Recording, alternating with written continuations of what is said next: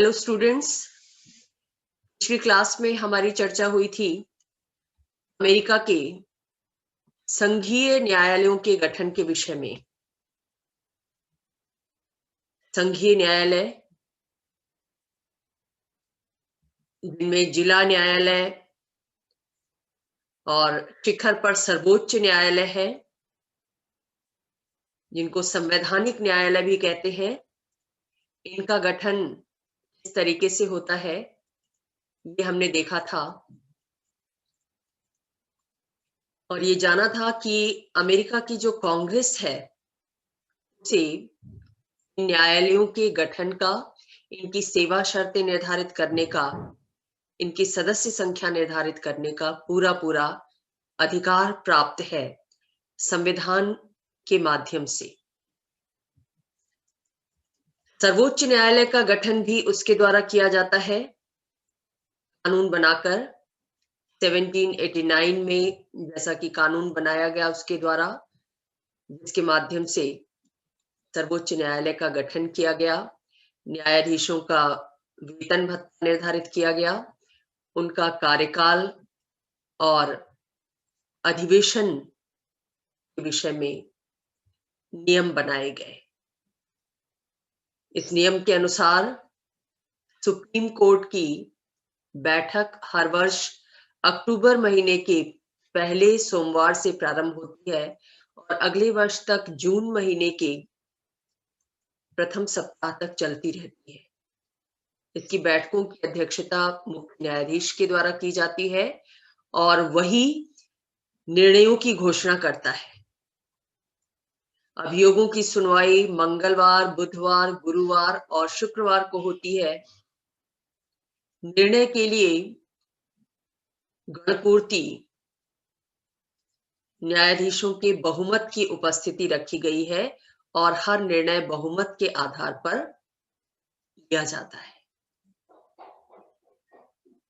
तो इस तरह से गठन होता है सुप्रीम कोर्ट का और अन्य संवैधानिक न्यायालयों का, जिला न्यायालय और संघीय अपीलीय न्यायालय। आज हम चर्चा करेंगे कि सर्वोच्च न्यायालय का क्षेत्राधिकार क्या है, कौन से विवादों की सुनवाई उसके द्वारा की जाती है। जाहिर सी बात है कि कोई भी कोर्ट, कोई भी न्यायालय हर तरह के मुकदमे की सुनवाई नहीं कर सकता, क्योंकि ऐसा करने से एक तो उस पर कार्यभार बहुत ज्यादा बढ़ जाएगा, दूसरे न्याय की प्रक्रिया में बहुत लंबा समय लग सकता है। इसीलिए न्यायालयों के क्षेत्राधिकार निश्चित कर दिए जाते हैं कानून के माध्यम से, संविधान के माध्यम से। जहां तक सर्वोच्च न्यायालय के क्षेत्राधिकार का सवाल है, उसके क्षेत्राधिकार का तात्पर्य उन विवादों से है जिनकी सुनवाई का अधिकार उसे प्राप्त है। और ये क्षेत्राधिकार दो तरह का है, एक को प्रारंभिक क्षेत्राधिकार कहते हैं और दूसरे को अपीलीय क्षेत्राधिकार कहते हैं। प्रारंभिक क्षेत्राधिकार का तात्पर्य उन विवादों से है जो सीधे तौर पर सुप्रीम कोर्ट में निर्णय के लिए पेश किए जाते हैं, यानी किसी अन्य न्यायालय में उनकी पेशगी नहीं हो सकती, वो केवल और केवल सर्वोच्च न्यायालय में ही निर्णय के लिए प्रस्तुत किए जा सकते हैं। अब ये विवाद कौन से होंगे जो केवल सुप्रीम कोर्ट में ही प्रस्तुत किए जा सकते हैं? ऐसे विवाद दो तरह के हैं। दो तरह के विवाद सुप्रीम कोर्ट के प्रारंभिक क्षेत्राधिकार के अंतर्गत आते हैं। पहला, वो विवाद जिनमें राजदूत या कोई मंत्री या कोई वाणिज्य दूत या अन्य कोई भी विदेशी प्रतिनिधि एक पक्ष हो। यानी अगर किसी राजदूत से शिकायत है राजदूत वो राजनयिक प्रतिनिधि होते हैं जो राष्ट्रपति के द्वारा नियुक्त किए जाते हैं अंतर्राष्ट्रीय संबंधों के संचालन की दृष्टि से। तो अगर किसी देश में कोई राजदूत नियुक्त है और उसके विरुद्ध कोई शिकायत है, कोई आरोप है, तो उसका मुकदमा केवल और केवल सुप्रीम कोर्ट में चलाया जा सकता है, प्रस्तावित किया जा सकता है। किसी अन्य कोर्ट में ऐसा मुकदमा पेश नहीं किया जा सकता। इसी प्रकार अगर किसी मंत्री के खिलाफ कोई शिकायत है,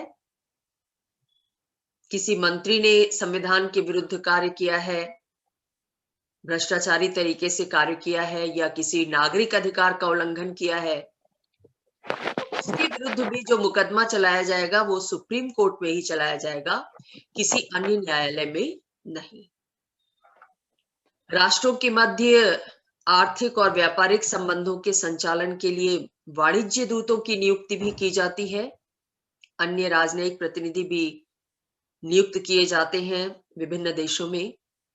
उनके विरुद्ध भी अगर कोई मुकदमा चलाया जाना है तो ऐसा मुकदमा केवल और केवल सर्वोच्च न्यायालय में ही पेश किया जा सकता है, अन्य किसी न्यायालय में नहीं।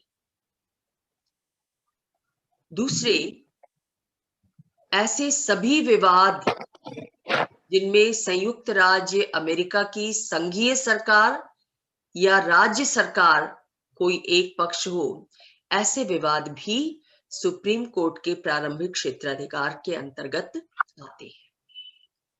अमेरिका एक संघात्मक शासन प्रणाली वाला देश है। एक राष्ट्रीय सरकार है और दूसरी संघ की इकाइयों की अपनी अपनी सरकारें हैं। इन सरकारों के मध्य अधिकारों का बंटवारा संविधान के द्वारा किया गया है। इस अधिकार क्षेत्र को लेकर जब कभी भी केंद्र सरकार और राज्यों की सरकारों के मध्य कोई विवाद उत्पन्न होता है तो ऐसे विवाद की सुनवाई केवल और केवल सुप्रीम कोर्ट में ही की जा सकती है। आप जानते हैं कि भारत में भी सर्वोच्च न्यायालय का क्षेत्राधिकार, प्रारंभिक क्षेत्राधिकार ऐसे ही विवादों तक सीमित है। यानी भारत में भी अगर केंद्र और राज्य सरकार के मध्य कोई विवाद उत्पन्न होता है तो ऐसे विवाद की सुनवाई सुप्रीम कोर्ट में ही की जा सकती है। या अगर कोई ऐसा विवाद है जो दो राज्य सरकारों के मध्य है, या ऐसा विवाद जिसमें एक राज्य सरकार एक तरफ हो, दो या दो से अधिक राज्य सरकारें दूसरी तरफ हो, तो ऐसे सभी विवाद सुप्रीम कोर्ट में ही पेश किए जा सकते हैं, उसी के प्रारंभिक क्षेत्राधिकार के अंतर्गत आते हैं। दूसरा जो क्षेत्राधिकार है सुप्रीम कोर्ट का, अमेरिकी सुप्रीम कोर्ट का, वो है अपीलीय क्षेत्राधिकार। यानी सुप्रीम कोर्ट न केवल सीधे तौर पर मुकदमों की सुनवाई करता है, बल्कि वो नीचे के न्यायालयों के निर्णयों के विरुद्ध अपील सुनने का कार्य भी करता है। वैसे तो संविधान हर तरह के निर्णय के विरुद्ध अपील सुनने का अधिकार सुप्रीम कोर्ट को प्रदान करता है, लेकिन कांग्रेस को ये अधिकार भी देता है कि वो चाहे तो इस विषय में कानून बनाकर सुप्रीम कोर्ट के अपीलीय क्षेत्राधिकार को सीमित कर सकती है, नियमित कर सकती है। और इस अधिकार का प्रयोग करते हुए कांग्रेस ने 1905 में एक अधिनियम पारित किया और सर्वोच्च न्यायालय के अपीलीय क्षेत्राधिकार को कुछ मामलों तक सीमित कर दिया। कौन से मामले, किन निर्णयों के विरुद्ध अपील सुनी जा सकती है सुप्रीम कोर्ट में? ऐसे सभी मामले जिनमें संघीय कानूनों और संधियों को किसी राज्य के न्यायालय द्वारा संविधान विरुद्ध घोषित कर दिया गया हो। राज्यों के भी न्यायालय होते हैं, वो भी मुकदमों की सुनवाई करते हैं। तो जब कोई ऐसा मामला किसी राज्य के न्यायालय में पेश किया जाता है और राज्य का न्यायालय उस संबंध में निर्णय देते हुए ये कहता है कि प्रस्तावित कानून या संधि संविधान के विरुद्ध है, तो ऐसी स्थिति में राज्य के न्यायालय के उस निर्णय के विरुद्ध अपील सुप्रीम कोर्ट में की जा सकती है। कोई भी एक पक्ष जो राज्य के न्यायालय के निर्णय से संतुष्ट नहीं हो, वो सुप्रीम कोर्ट में अपील कर सकता है कि मामले की फिर से सुनवाई की जाए, फिर से जांच की जाए, क्योंकि जो संबंधित न्यायालय ने जो निर्णय दिया है वो निर्णय न्याय संगत नहीं है, हम उससे संतुष्ट नहीं है। तो सुप्रीम कोर्ट ऐसे मामलों की अपील सुन सकता है। वो फिर से मामले की जांच करेगा और फिर से निर्णय देगा। उसका निर्णय अंतिम होगा और उसे सभी को स्वीकार करना होगा। तो एक तो ऐसे मामलों के विरुद्ध अपील सुन सकता है जिसमें राज्य के न्यायालय के द्वारा किसी संघीय कानून या संधि को संविधान के विरुद्ध घोषित किया गया हो। यहाँ पर ध्यान दीजिएगा, संघीय कानून और संधि की बात कही जा रही है, यानी संघ सरकार द्वारा, कांग्रेस द्वारा बनाए गए किसी कानून को या केंद्र सरकार द्वारा की गई किसी संधि को, राष्ट्रपति द्वारा की गई किसी संधि को किसी राज्य के न्यायालय में चुनौती दी गई हो और राज्य के न्यायालय ने उसे संविधान विरुद्ध घोषित किया हो। दूसरे कौन से मामले की अपील की जा सकती है सुप्रीम कोर्ट में? 25 के एक्ट के तहत, 1925 के एक्ट के तहत ये कहा गया कि ऐसे सभी मामले जिनमें राज्य के किसी कानून को किसी संघीय न्यायालय द्वारा संघ के संविधान के विरुद्ध घोषित किया गया हो, जबकि राज्य के न्यायालय में उसे वैध ठहराया गया, यानी दो निर्णयों में क्लैश की स्थिति जब उत्पन्न हो। कौन से निर्णय? जब कोई मामला किसी संघीय न्यायालय में ले जाया गया हो, किसी राज्य के कानून को चुनौती दी गई हो, राज्य सरकार द्वारा बनाए गए किसी कानून को अवैध माना जा रहा हो कि ये कानून संविधान के अनुसार नहीं है, संघीय न्यायालय ने निर्णय देते हुए अपनी राय जाहिर की हो, निर्णय दिया हो कि राज्य सरकार द्वारा बनाया गया ये कानून संविधान के विरुद्ध है। जब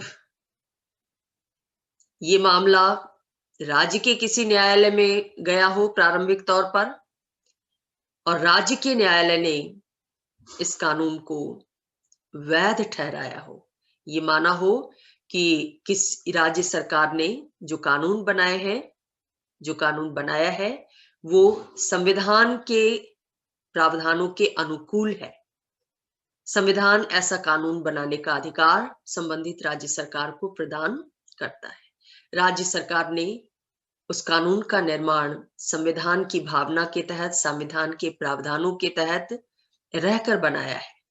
राज्य न्यायालय ने ऐसा निर्णय दिया हो, लेकिन उसके निर्णय के विरुद्ध अपील किसी संघीय न्यायालय में की गई हो और संघीय न्यायालय ने निर्णय को पलट दिया हो, उसने कहा हो कि नहीं, राज्य सरकार ने जो कानून बनाया है वो संविधान के विरुद्ध है, तो ऐसी स्थिति में ऐसा मामला फिर से अपील के लिए जा सकता है, अंतिम अपील के लिए सुप्रीम कोर्ट में जा सकता है और सुप्रीम कोर्ट जो भी फैसला देगा वो अंतिम फैसला होगा। तो दो तरह के मामलों में अपील सुनने का अधिकार सुप्रीम कोर्ट को कांग्रेस के द्वारा कानून बनाकर प्रदान किया गया है। हालांकि सैद्धांतिक तौर पर, संवैधानिक तौर पर सर्वोच्च न्यायालय को किसी भी संघीय न्यायालय, जिला न्यायालय या राज्य न्यायालय के निर्णय के विरुद्ध अपील सुनने का अधिकार प्राप्त है। हालांकि ये उसकी इच्छा पर भी निर्भर है वो इस अधिकार का प्रयोग करे या ना करे, हर मामले के विरुद्ध, हर निर्णय के विरुद्ध अपील की सुनवाई करे या ना करे, ये उसकी इच्छा पर निर्भर करता है। तो ये था इसका अपीलीय क्षेत्राधिकार। तीसरा जो महत्वपूर्ण अधिकार क्षेत्र है अमेरिकन सुप्रीम कोर्ट का, वो है न्यायिक पुनरावलोकन का अधिकार, राइट टू जुडिशियल रिव्यू। सर्वोच्च न्यायालय को संविधान की व्याख्या का अधिकार प्राप्त है और इस अधिकार का प्रयोग करते हुए वो देखता है कि केंद्र या राज्य सरकारों के द्वारा जो भी कानून बनाए गए हैं या कार्यपालिका के द्वारा जब आदेश जारी किए गए हैं, जो भी वो कानून और वो आदेश संविधान के प्रावधानों के अनुकूल हैं या नहीं है। अगर वो उन्हें संविधान के विरुद्ध पाता है, उन्हें अवैध घोषित कर सकता है। तो किसी कानून को या किसी आदेश को संविधान के विरुद्ध पाए जाने पर उसे अवैध घोषित करने के सर्वोच्च न्यायालय के अधिकार को न्यायिक पुनर्विलोकन का अधिकार कहते हैं। ये अधिकार भारत के सर्वोच्च न्यायालय को भी प्राप्त है और इस अधिकार के आधार पर ही अमेरिका में सर्वोच्च न्यायालय को कांग्रेस का तीसरा सदन कहा जाता है।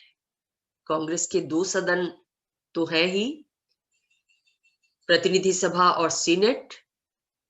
साथ ही क्योंकि इन दोनों सदनों के द्वारा जो कानून पारित किया जाता है, अगर वो कानून सर्वोच्च न्यायालय में उसे चुनौती दी जाती है, तो सर्वोच्च न्यायालय के द्वारा जो निर्णय दिया जाएगा, जिस रूप में दिया जाएगा, वही अंतिम कानून के रूप में मान्य होगा।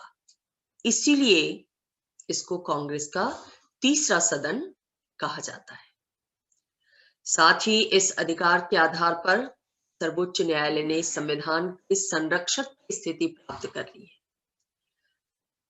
संविधान की सुरक्षा का दायित्व तो उसका बन गया है। ये देखना उसका दायित्व हो गया है कि सभी सरकारें, सरकार के सभी पदाधिकारी, सभी विधायी संस्थाएं संविधान का पालन कर रही हैं या नहीं कर रहे हैं, संविधान के प्रावधानों के अनुसार आदेश निर्देश जारी कर रहे हैं या नहीं कर रहे हैं। तो ये जो अधिकार है सुप्रीम कोर्ट का, ये बहुत ही महत्वपूर्ण अधिकार बन जाता है। और यही वजह है कि लॉर्ड ब्राइस ने सुप्रीम कोर्ट के इस अधिकार के विषय में लिखा कि संयुक्त राज्य अमेरिका की सरकार की किसी और विशेषता ने यूरोपीय जगत में इतनी अधिक जिज्ञासा जागृत नहीं की, इतनी अधिक चर्चा पैदा नहीं की, जितनी कि सर्वोच्च न्यायालय के उन कर्तव्यों और कार्यों ने की है जो वह संविधान की रक्षा करते हुए करता है। लेकिन न्यायिक पुनर्विलोकन के इस अधिकार की कुछ सीमाएं हैं, जैसे सर्वोच्च न्यायालय अपनी पहल पर ही किसी कानून की वैधानिकता की जांच नहीं करता, बल्कि ऐसा वो तभी कर सकता है जब कोई व्यक्ति या कोई संस्था किसी कानून की वैधानिकता को चुनौती देती है। मान लीजिए कांग्रेस कोई कानून बनाती है जो संविधान के प्रावधानों के अनुरूप नहीं है। सुप्रीम कोर्ट के न्यायाधीश भी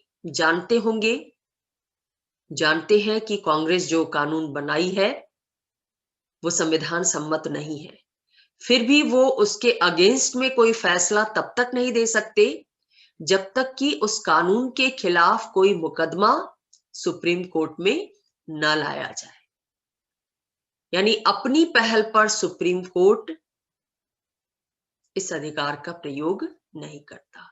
वो तभी करेगा जब किसी कानून को चुनौती दी जाए कोर्ट में। साथ ही उसके इस अधिकार का प्रयोग न केवल उसके द्वारा बल्कि अन्य न्यायालयों के द्वारा भी किया जाता है।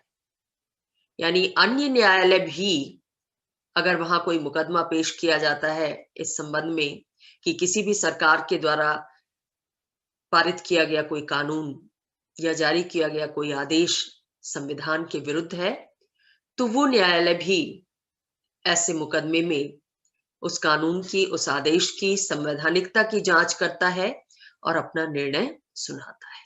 हालांकि नीचे के जो न्यायालय हैं, उनके निर्णय के विरुद्ध अपील सुप्रीम कोर्ट में की जा सकती है, लेकिन उसके इस अधिकार का प्रयोग यानी न्यायिक पुनर्विलोकन के अधिकार का प्रयोग सभी न्यायालयों के द्वारा किया जाता है। ये सुप्रीम कोर्ट का एकमात्र क्षेत्राधिकार नहीं है।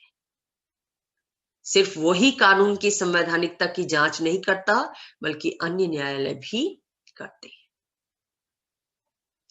ये जो अधिकार है अमेरिकन सुप्रीम कोर्ट का, बहुत विवादास्पद अधिकार रहा है। विवाद का विषय बना है अमेरिकी कानूनविदों के मध्य। बहुत से कानून के विशेषज्ञ अमेरिका में ऐसे हैं जो ये मानते हैं कि ये अधिकार संविधान के द्वारा सुप्रीम कोर्ट को प्रदान नहीं किया गया, बल्कि उसने मनमाने ढंग से इस अधिकार का प्रयोग किया है, इस शक्ति का प्रयोग किया है। और सुप्रीम कोर्ट के इस अधिकार के सबसे बड़े आलोचक रहे हैं राष्ट्रपति जेफरसन। उनका क्या कहना है कि हमारे पूर्वजों ने जिस ढांचे की स्थापना की थी, जिस संविधान को बनाया था, उसके अंतर्गत शासन के तीनों अंग, विधायिका, कार्यपालिका और न्यायपालिका, पूर्ण स्वतंत्र होने थे। लेकिन यदि न्यायाधीश कांग्रेस और राष्ट्रपति के अधिकारों के पुनर्विलोकन का अधिकार रखने लगेंगे, तो ऐसा न केवल शक्ति पृथक्करण के सिद्धांत का उल्लंघन होगा, बल्कि ये संविधान निर्माताओं के विचारों का अनादर भी है। दूसरी तरफ कानून विशेषज्ञों का एक वर्ग ऐसा भी है जो ये मानता है कि इस शक्ति का वैधानिक आधार है, संवैधानिक आधार है। संवैधानिक दृष्टि से ये अधिकार निराधार नहीं है। और उनका तर्क ये है कि संविधान के अनुच्छेद 6 में कहा गया है कि ये संविधान तथा अमेरिका के सभी कानून, उसके अनुसार बनाई गई संधियां अमेरिका के सर्वोच्च कानून होंगे। न्यायाधीश भी इससे बंधे हुए होंगे और किसी राज्य के संविधान तथा कानून में यदि अमेरिका के संविधान के विरुद्ध कोई बात होगी तो वो वैध नहीं मानी जाएगी। संघीय संविधान सर्वोच्च होगा, ऐसा संविधान के अनुच्छेद 6 में कह दिया गया।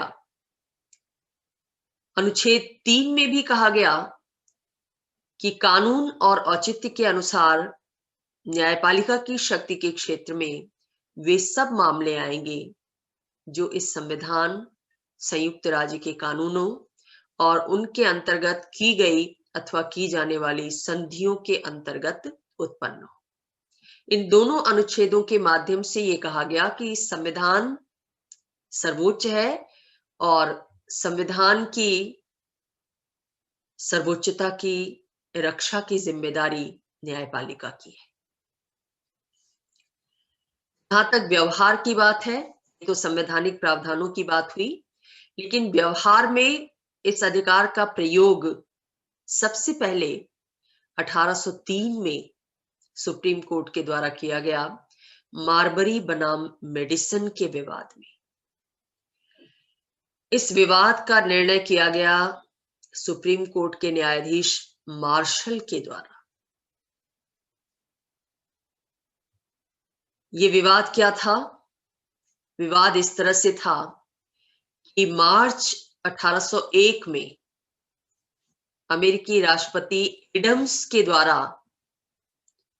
मारबरी को कोलंबिया जिले का न्यायाधीश नियुक्त किया गया, किंतु मारबरी को नियुक्ति का वो आदेश पत्र प्राप्त होता उससे पहले ही राष्ट्रपति एडम्स का कार्यकाल समाप्त हो गया और नए राष्ट्रपति जेफरसन इस आदेश के विरुद्ध थे।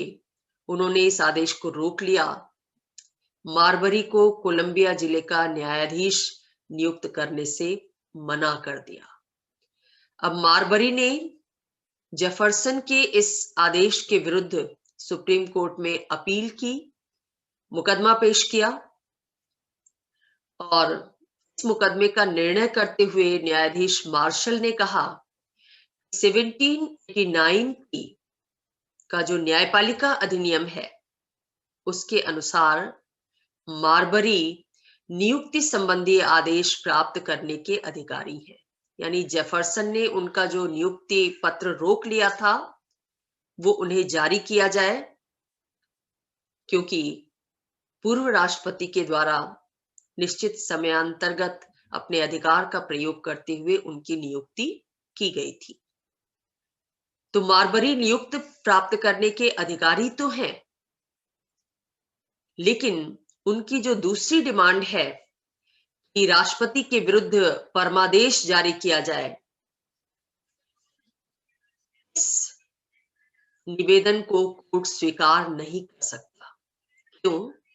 क्योंकि 1789 का जो न्यायपालिका अधिनियम था कांग्रेस के द्वारा पारित किया गया, उस अधिनियम के अंतर्गत यद्यपि कांग्रेस ने सर्वोच्च न्यायालय को परमादेश जारी करने का अधिकार दिया है, लेकिन ये अधिकार स्वयं संविधान की तीसरी धारा के विरुद्ध है। तीसरी धारा में न्यायपालिका की स्थापना की बात कही गई है। तो ये निर्णय देते हुए सर्वोच्च न्यायालय ने न्यायपालिका अधिनियम की एक व्यवस्था को अवैध घोषित करते हुए उसे लागू करने से इनकार कर दिया कि वो राष्ट्रपति के विरुद्ध परमादेश जारी नहीं कर सकता। हालांकि मारबरी को नियुक्ति पत्र प्राप्त करने का पूरा अधिकार है। तो ये जो पूरा विवाद सामने आया मारबरी की न्यायाधीश के रूप में नियुक्ति से जुड़ा हुआ, इस विवाद में जो निर्णय न्यायाधीश मार्शल के द्वारा दिया गया उससे तीन बातें स्पष्ट हुई।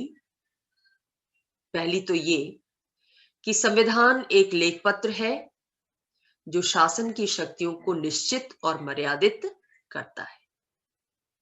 शासन कौन से कार्य करेगा, कौन सी शक्तियों का प्रयोग करेगा, क्या उसकी सीमा रेखा है, इसका जिक्र संविधान के माध्यम से संविधान में किया जाता है। दूसरे, संविधान देश का सर्वोच्च कानून है और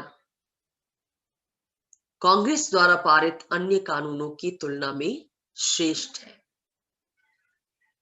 1789 में कांग्रेस ने जो कानून बनाया न्यायपालिका के विषय में, यद्यपि कांग्रेस उस कानून को बनाने का अधिकार रखती है, लेकिन ये जो कानून कांग्रेस के द्वारा बनाया गया, चूंकि ये संविधान की भावना के, संविधान के प्रावधानों के विपरीत है, इसलिए उसे नहीं माना जा सकता, क्योंकि संविधान सर्वोच्च कानून है। कांग्रेस उसके अधीन रहकर ही कानून बना सकती है। उसके द्वारा पारित कानून यदि संविधान के विरुद्ध है तो वो अवैध है।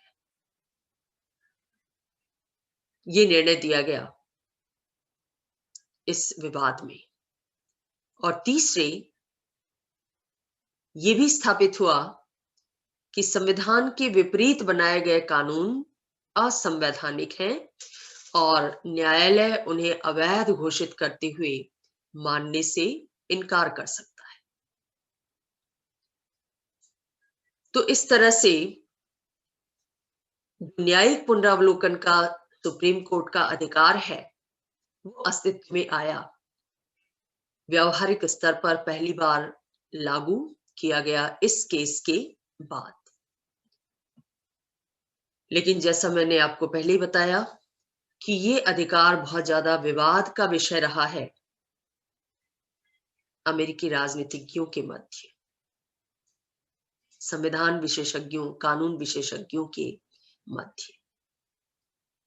बहुत सारे विचारक जैसे Brogan, Louis, Bodin, Adam Brooks, Laski, Jefferson और अब्राहम लिंकन जैसे राष्ट्रपति सर्वोच्च न्यायालय की कार्य प्रक्रिया के आलोचक रहे हैं, खासतौर से उसका जो न्यायिक पुनरावलोकन का अधिकार है उसके। वो किस आधार पर आलोचना करते हैं? वो कहते हैं कि ये अधिकार कोई संवैधानिक अधिकार नहीं है। संविधान में स्पष्ट रूप से न्यायपालिका को ये अधिकार नहीं सौंपा गया है। न्यायपालिका ने मनमाने ढंग से इस कार्य को अपना अधिकार क्षेत्र घोषित किया है। दूसरे आलोचक ये कहते हैं कि सर्वोच्च न्यायालय के जो निर्णय होते हैं वो राजनीति से प्रेरित होते हैं और निर्णय देते समय न्यायाधीश उसे अपनी राजनीतिक विचारधारा के रंग से रंग देते हैं। जैसे 1930 में कांग्रेस ने कोलंबिया जिले के लिए एक न्यूनतम मजदूरी अधिनियम को पारित किया था, जिस अधिनियम को सुप्रीम कोर्ट ने इस आधार पर अवैध घोषित कर दिया कि ये संविधान के 5वें संशोधन द्वारा जो संविदा की स्वतंत्रता प्रदान की गई है उसके प्रतिकूल है। लेकिन उसी सर्वोच्च न्यायालय ने 1957 में अपने ही पुराने निर्णय को बदलते हुए संविदा की स्वतंत्रता को दूसरे रूप में ग्रहण किया।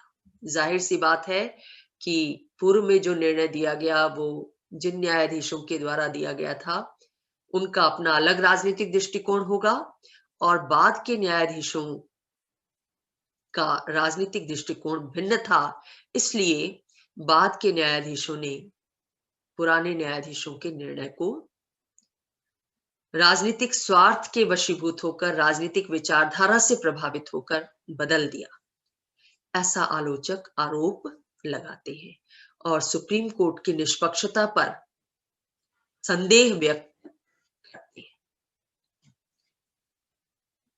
तीसरे उनका यह भी कहना है कि इस शक्ति का प्रयोग करते हुए सर्वोच्च न्यायालय ने कई सारे प्रगतिशील कानूनों को संविधान विरुद्ध घोषित किया है, जिससे राष्ट्र की प्रगति बाधित हुई है। जैसे राष्ट्रपति रूजवेल्ट ने वर्ल्ड वॉर के बाद अमेरिका के आर्थिक विकास के लिए नवनिर्माण आर्थिक नीति निर्मित की थी, जिस नीति को सुप्रीम कोर्ट के द्वारा रद्द कर दिया गया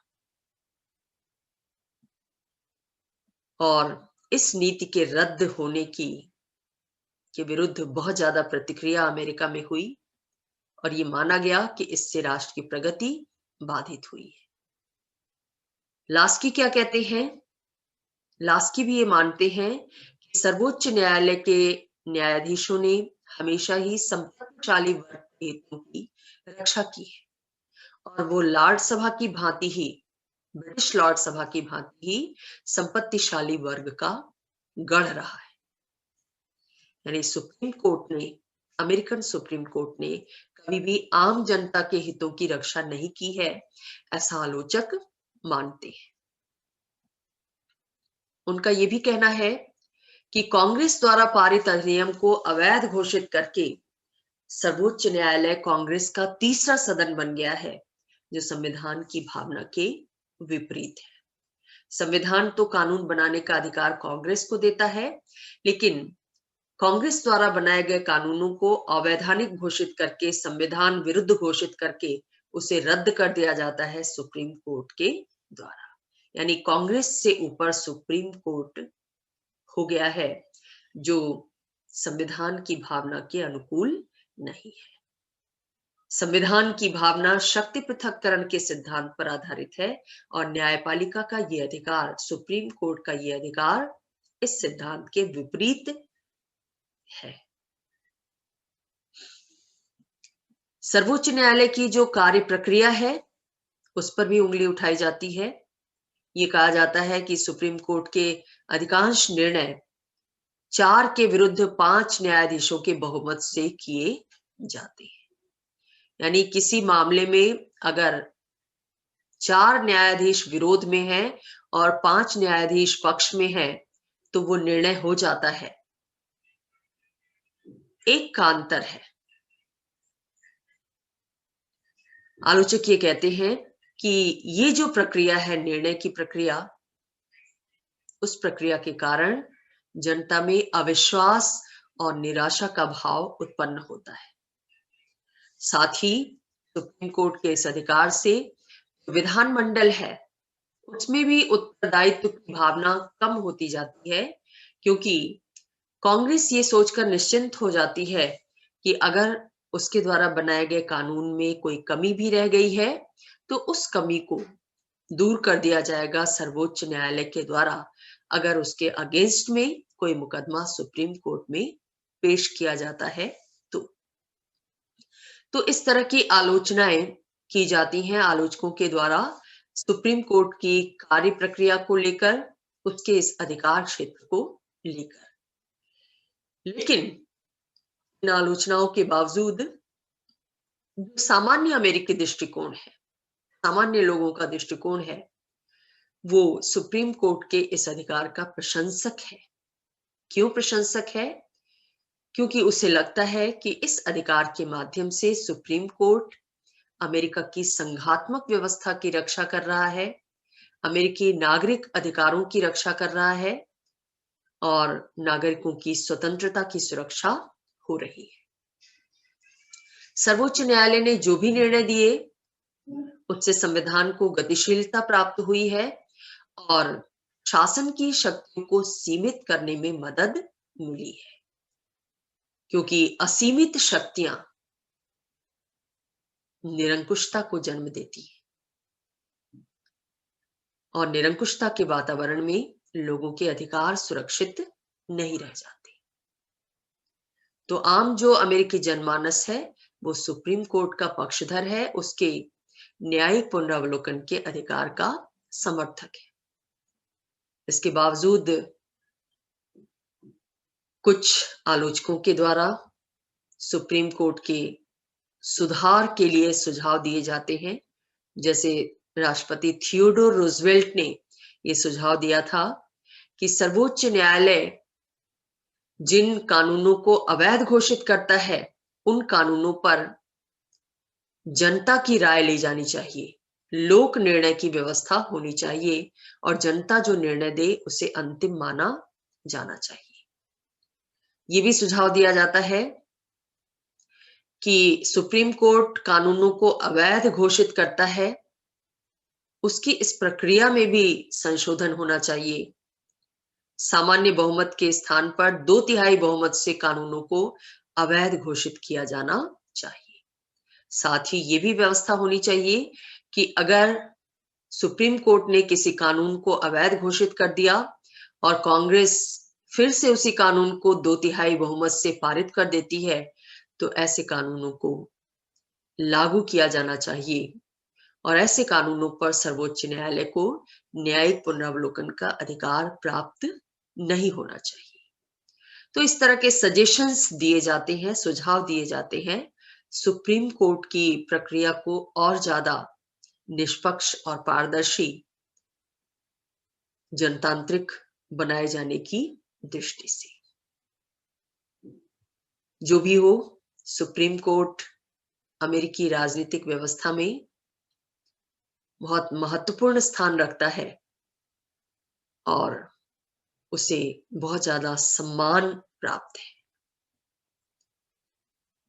तो लास्की के शब्दों में हम कह सकते हैं कि अमेरिका का जो संघीय न्यायालय है और उससे भी अधिक वहां का जो सर्वोच्च न्यायालय है उसको जितना सम्मान प्राप्त है उतना ही संयुक्त राज्य के जीवन पर उसका प्रभाव भी है। तो अधिकार और प्रभाव दोनों ही सुप्रीम कोर्ट को प्राप्त है विशेष रूप से, और सामान्य रूप से सभी संघीय न्यायालयों को ये सम्मान प्राप्त है। तो ये था आपका अमेरिकन सुप्रीम कोर्ट, उसका गठन और उसके क्षेत्राधिकार। न्यायिक पुनरावलोकन के अधिकार पर पृथक से प्रश्न पूछा जाता है आपके एग्जामिनेशन में, इसलिए इससे जुड़े जो प्रश्न हैं, जो पक्ष हैं, इस अधिकार की संवैधानिक स्थिति, इस अधिकार की आलोचना, इसका महत्व, इन सब पर आपको फोकस करना चाहिए।